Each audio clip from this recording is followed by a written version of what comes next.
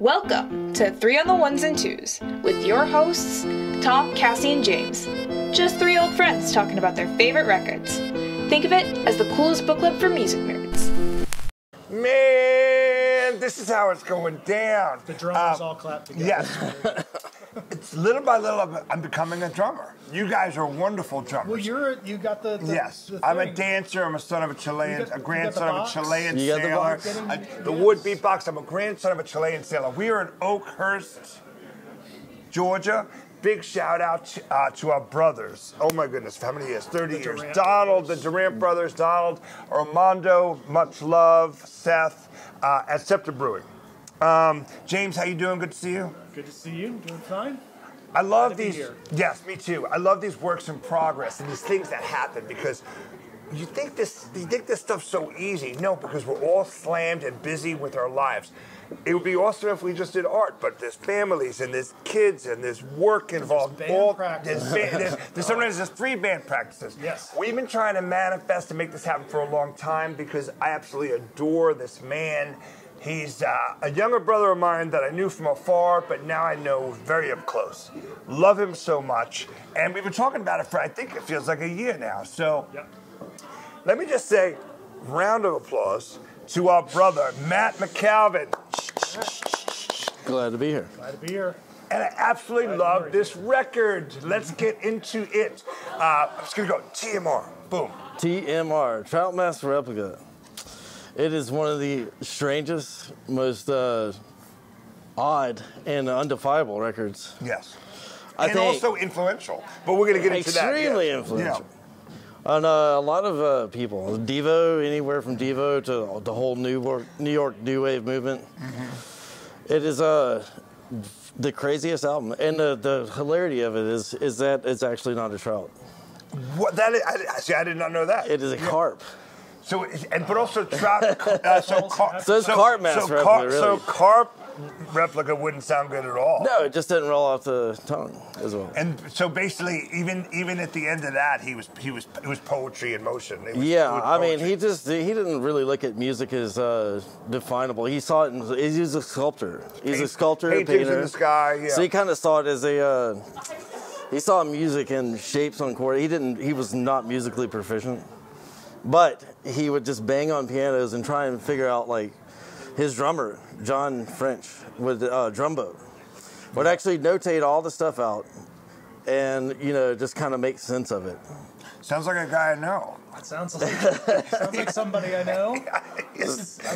Are you Atlanta's Captain Beefheart? No, not. I would never, ever say that. And also, I think I've become a bit more musical over the years. But I know there was a time where it was very much like, what's the word? Like random, chaotic spitting and screaming. Yeah, but like, I think I came upon this record when I was 19. And I got it from Full Moon Records.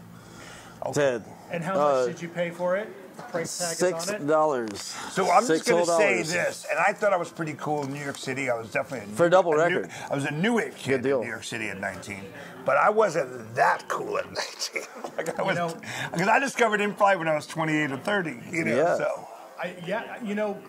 Greg probably was the person who really gave shout me out to Greg Pate. Captain Beefheart when we were... I first came across Captain Beefheart. I was in a band called Blame Game. And, shout out Blame Game. Yeah. Yes. And Alex Lambert actually would play this record for us. And I was like, what the hell is this?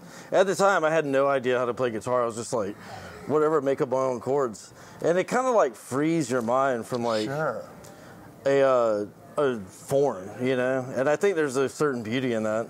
Because it's a chaotic record, and I feel like it like. But there's so much. It's super intentional. Yeah. And it's all like. I think it's like they would practice for up to 17 hours a day. Oh, we're going to get into that later as well. So I have a comment about really quick because you bought that from Full Moon Records. Yeah. Great record. Rest in peace, the great record store from Candler Park. And Ted, who used to work there, or who was the owner, I always had this theory that he priced things based on emotions. So I can see that, yeah. He might have priced that at $6 because he was maybe he wasn't a fan of the record. Right. Like he would be like, nah, I don't like he always. But 6 months later, he might have probably said $90. Like if one night he listened to it the right way or something. All of his disco records were like $1, you know. And I would go in there with Ben Coleman, who's a big disco fan, and he would just be like, in heaven,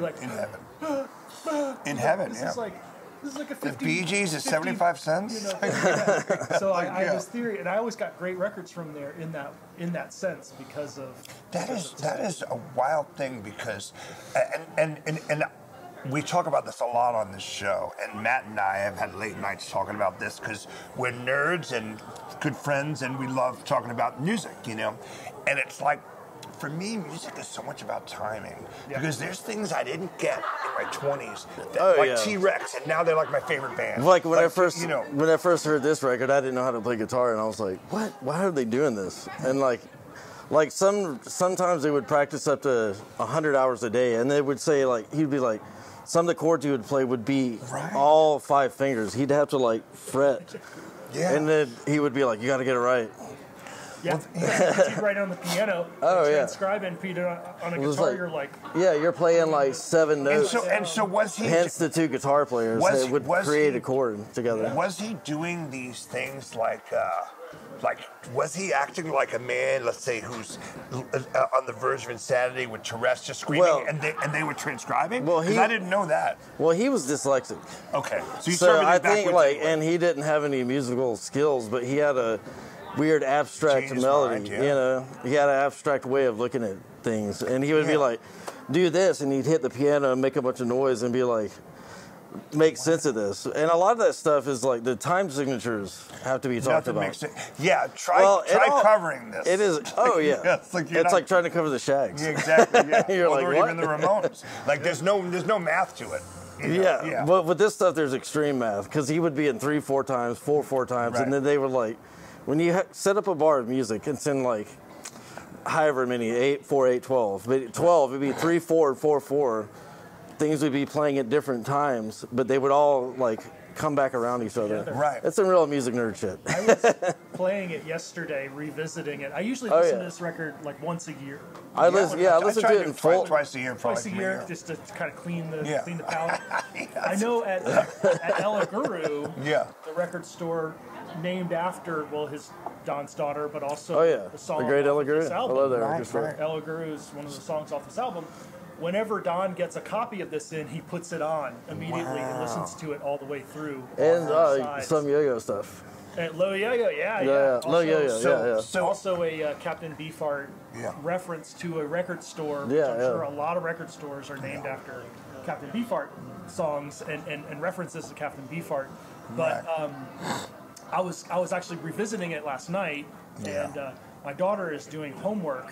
You sent me a text. You sent me a text, You know, and I'm playing the record, and I'm just punishing her, trying to concentrate while this is going on. Good luck. It's really chaotic. But you sent me a text. You're like, my daughter's trying to do math homework, and I'm blasting Trout Mask Replica. I go, that's got to be just her brain is going insane. It's just the most distracting thing you could imagine, the anti-homework soundtrack. Yeah. Well, in 2009, or it certainly was before I moved back to New York. I'm going to guess 2009. I teamed up with Jeffrey Butzer, who's written our theme song, and just a mate and a friend of the show. And we did a night of Tom Waits songs called "The Firewood." I forget. The piano is fire, which is a lyric from "Innocent When You Dream." What kind of fan am I? But I was like, who do you want to open up for us? He goes, I got. There's a Captain Beefheart band in Athens that'll open up for us. And let's just say I watched this band play, and half the crowd didn't get it. They would then see Tom Waits songs, stuff. But I was blown away and intimidated, and I had a hard time going on afterwards because I was just blown away by this band because they did it spot on. And there's a connection, I would think. There is a lineage of Captain Beefheart. Well, we'll get into Tom Waits. Tom Waits switched swordfish trombone. When the album came out, he was really kind of soaking that in. Kathleen Brennan. And he actually was quoted saying they were a glimpse of the future. Yeah, Kathleen Brennan, his wife, who definitely had a huge impact on him. My favorite albums, which is Sylvester Mone's Rain Dogs and Frank's Wild Years, my favorite albums of his. Basically, he said, I'd be nothing without Captain Beefheart or Howlin' Wolf, and you hear it. Oh yeah, totally. Well, like he's almost like a combination of that. Exactly. And a few other things. It's like Ornette. It's like if you put Ornette Coleman, fucking Ornette Coleman, Howlin' Wolf in a blender. Mix it up. You kind of have that because it's not quite. It's like avant jazz. I don't know. It is. It's avant. Can I curse? Fucked up jazz. It's avant fucked up jazz. Yeah. And it's really like it's almost uncategorizable. But the thing is about this record is and it's a record that inspires.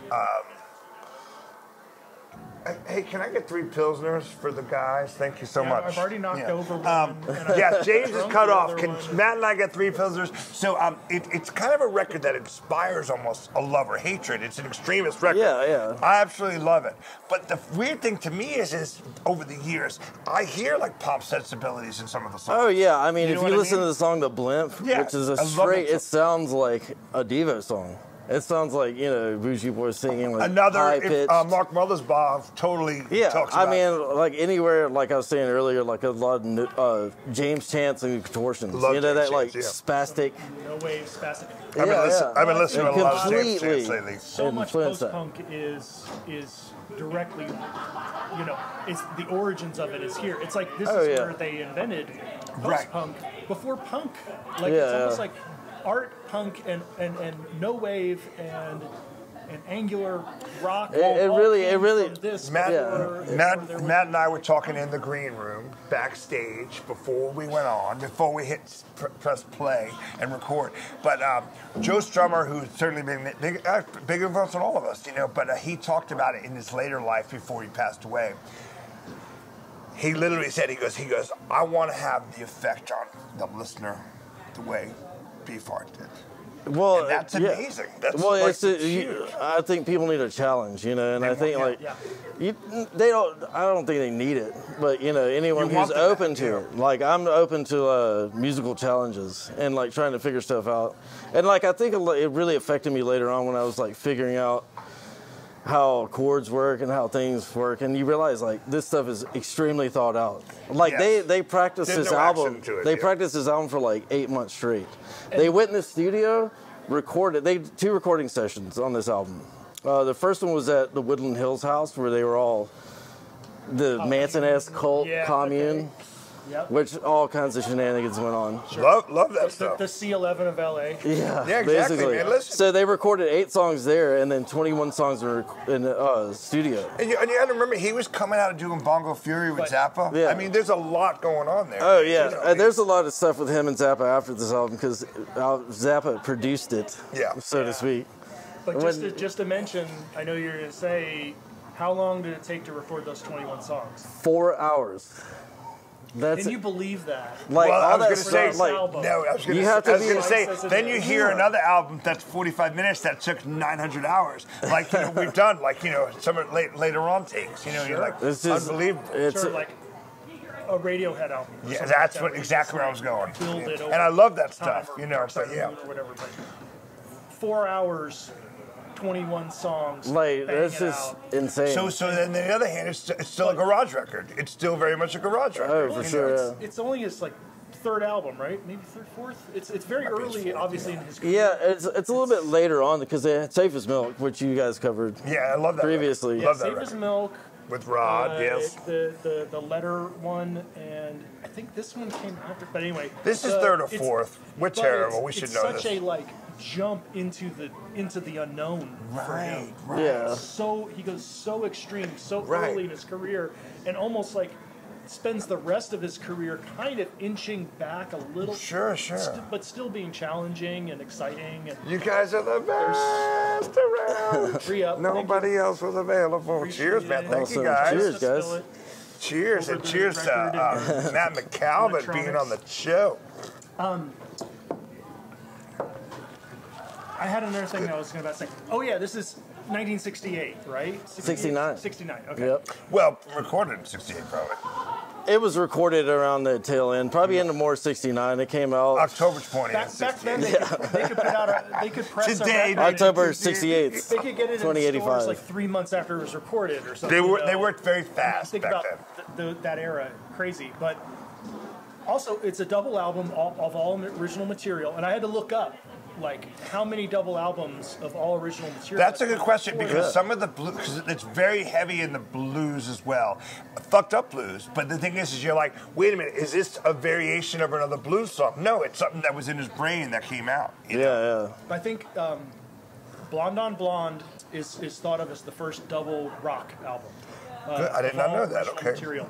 But this one, and there's others, but this is one of the earlier ones. Wow, because I mean, I know Exile on Main Street's such a big double album that people but after that, talk about. Yeah. Oh yeah, no, for sure. Yeah. But and that certainly sold a little more records.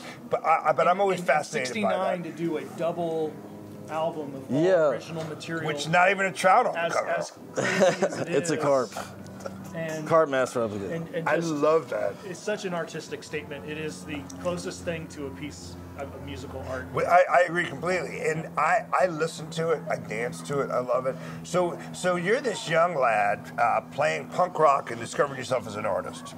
I knew you did. Now we're super, not knowing how to play now guitar. we're super close, like, and then it has an effect on you, and you're doing like like it's actually affecting the way you write songs now.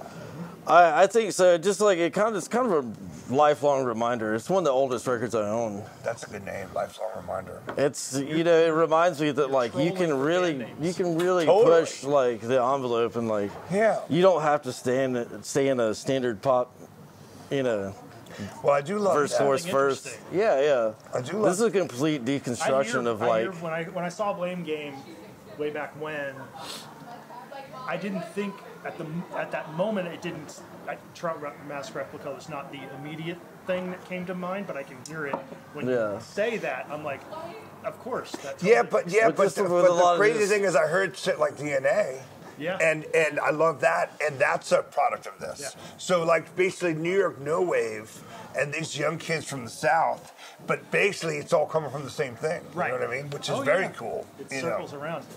Another funny thing that I remembered when I read when you were talking about Devo and how connected Beefheart kind of is. I know the drum beat of Whip It was with Drumbo. I think he was. Really? They were hanging out in the same practice space. Like Alan Myers and Drumbo were jamming together on drums, and I think Drumbo.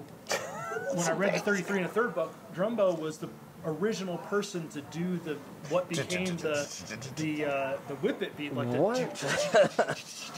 Wow, there's a connection for that. Which is so that there is a origin of the song. I love from all Captain that. Beefheart. And listen, and if you're an open-minded artist, which I know the three of us are, and hopefully we have open-minded listeners who feel the same way. It's like, listen, like you love what you love. I mean, like Mark Mothersbaugh, when he talks about Pink Floyd, is beautiful. Like it's like it's just like there's so much wonderful stuff. And there's bad stuff, but you find this good stuff, and it's really awesome that you hear this as a kid. So like I said, I probably didn't listen to this record until my late 20s, so you're way cooler than me.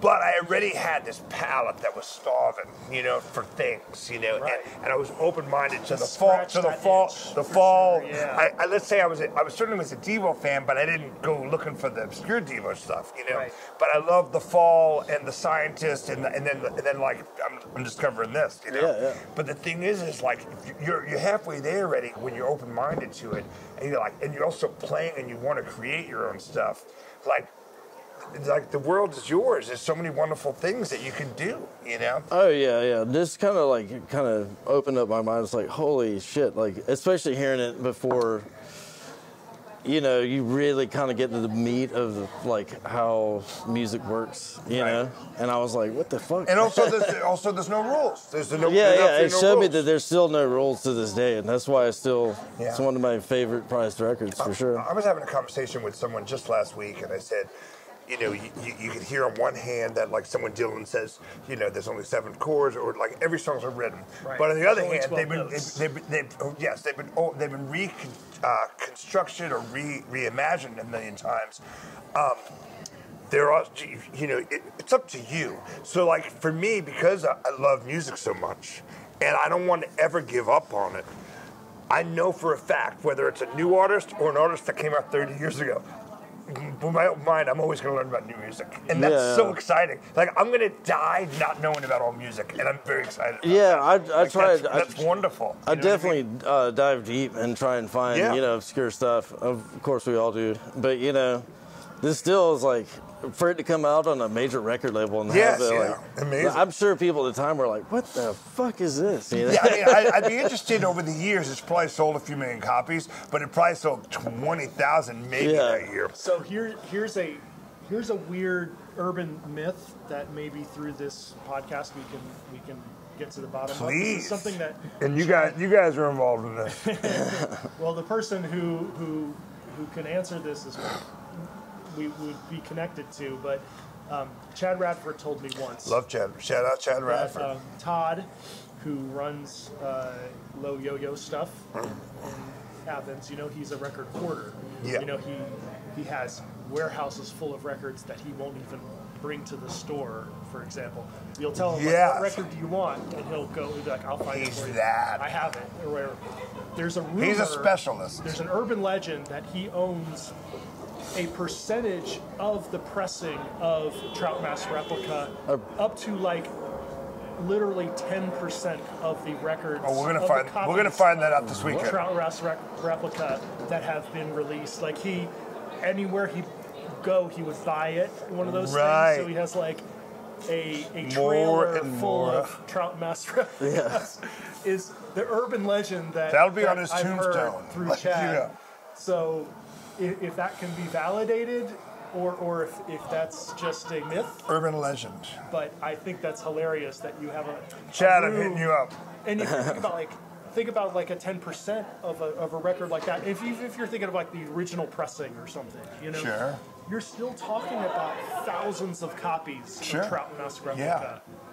Hanging around. Yeah, I remember Brian Kinchler telling me when he started working. He was in music before he got into television, and someone who was like an intern who basically got coffee and rolled blunts for the Eagles during they were doing Hotel California. And at the end of that, they gave that guy a percentage of a point. Well, let's just say that guy lives in Florida and still lives very well today. Because back then you got paid off music, unlike these days. You know, so that guy might make $300,000 a year just from that percentage of a point from Hotel California. And all I got to say is good for you, and I love the solo on Hotel California. It's awesome. You know. So I was going to talk about the opposite of Hotel California. Yeah, totally, it is the complete opposite. Insane. So I was going to talk on his name. So and I want to get into this book too. So him and Frank Zappa kind of came up with the name. There's 3 stories. Yeah. The first story is that his uncle would walk around the house in a robe, open, and would use the bathroom. He was like, talk about his penis as a beefheart. And like, what?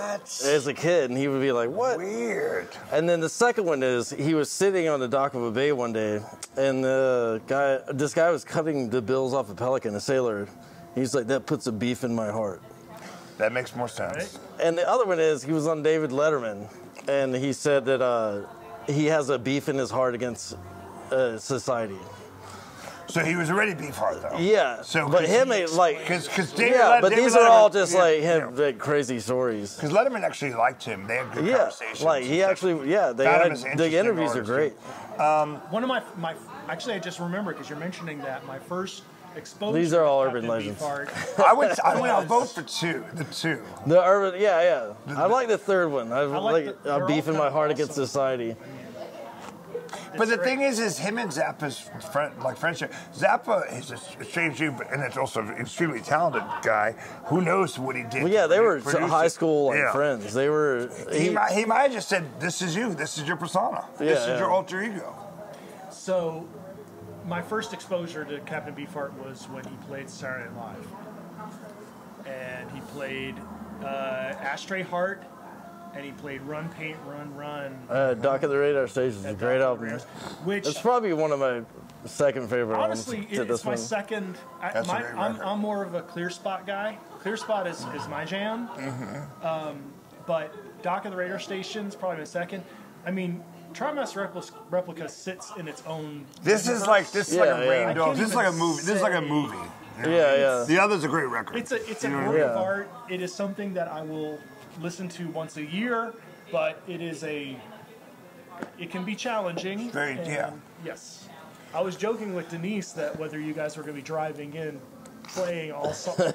So when we were traveling, it's like I listened to the whole record today, and this is also a great book. It's called Lunar Notes. So let's talk about this book because it says this seems like the real deal. Bill Harkerwood. It's his name was Zoot Horn Rollo, which they gave him all crazy bands, and it was like they all had like even on the liner notes. It's bizarre. They Rocket Morton. Which, by the way, tonight we're starting a band and we're gonna have three crazy names. But I think Captain Beefheart he had his own way of interpreting music and seeing it. This is a beautiful, crazy piece of art that. And he's talking about his experience. Yeah. This some of it's pretty and some of it's bad, I'm sure. Yeah, he talks about the whole cult, and they would play 17, 18 hours a day. He would sit there and play the same thing over and my goodness. They would have conversations. They would sit around and talk about he said it's very much like brainwashing. It was very cultish. And they would, he'd talk about their family. He'd have 20-hour conversations with them, talking about art, talking about Jackson Pollock.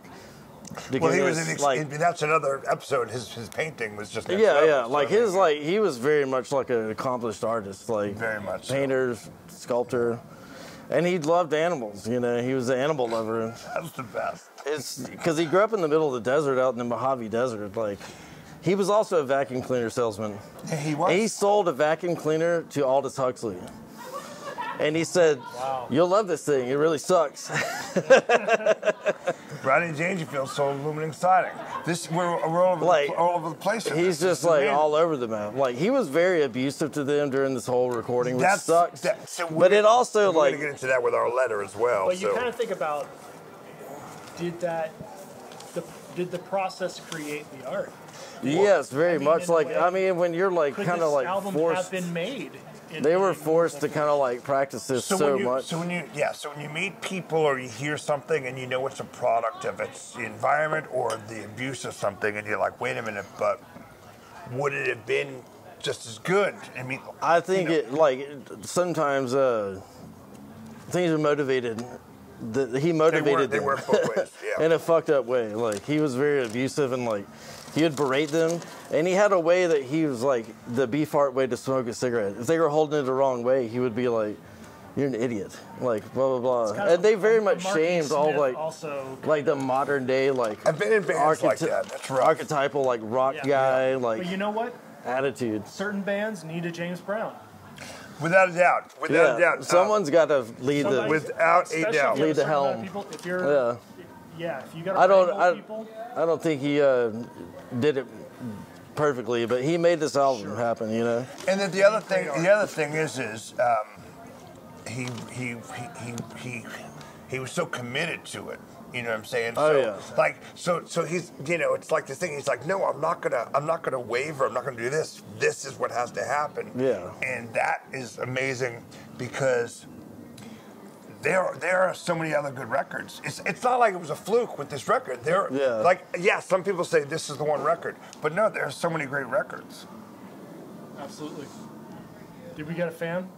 Yeah, we did. Do we have a fan? We have one fan, and she says hi, and it's Betsy from Brooklyn. Now, the wonderful thing is I once in a while I throw out these leaks, and I say, listen, my brother Matt McCalvin's coming. We're going to talk about Trout Mask Replica.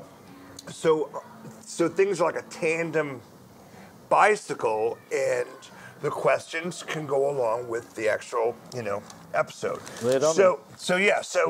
I actually know for a fact you're gonna have something good to say about this, and I just want to hear what you say. Considering the unconventional circumstances Don Van Vliet put the Magic Band through in the months leading up to the recording of Trout Mask Replica, what is the strangest experience each of you has had, or you yourself have had, detailed the knowledge of surrounding a record or a band that you've been, and what was the impact that it had on the final outcome? That is a great question. That's a really good question. That's a very well thought, articulate question. Excellent question. Matt, what do you have in that? I've when I was playing in a band called the Fergewell. Love that band. And it turned into various things later on. And I played with them for 5 or 6 years, and we would start at noon, and we wouldn't stop. We'd stop to go eat, but we'd play 6, 7 hours in a row. Go eat, come back, keep going. Like 10 to 12 hour sessions. Like over insanity, and over. Insanity, over. But it kind of drives like you to, your musicianship to play better, and like it kind of just drills it in. It was kind of like a musical boot camp for me. Yeah, sure. So it kind of like teaches you like chords, and like you just get tougher, and like you just repetition. Right, that probably grew a lot. Because when I first started playing with them, I was just kind of like, I think the first chord I ever played was like an octave chord. And I was like, okay, wait, that bar, you can play a bar chord. Sure. And I was like, oh, wait, what?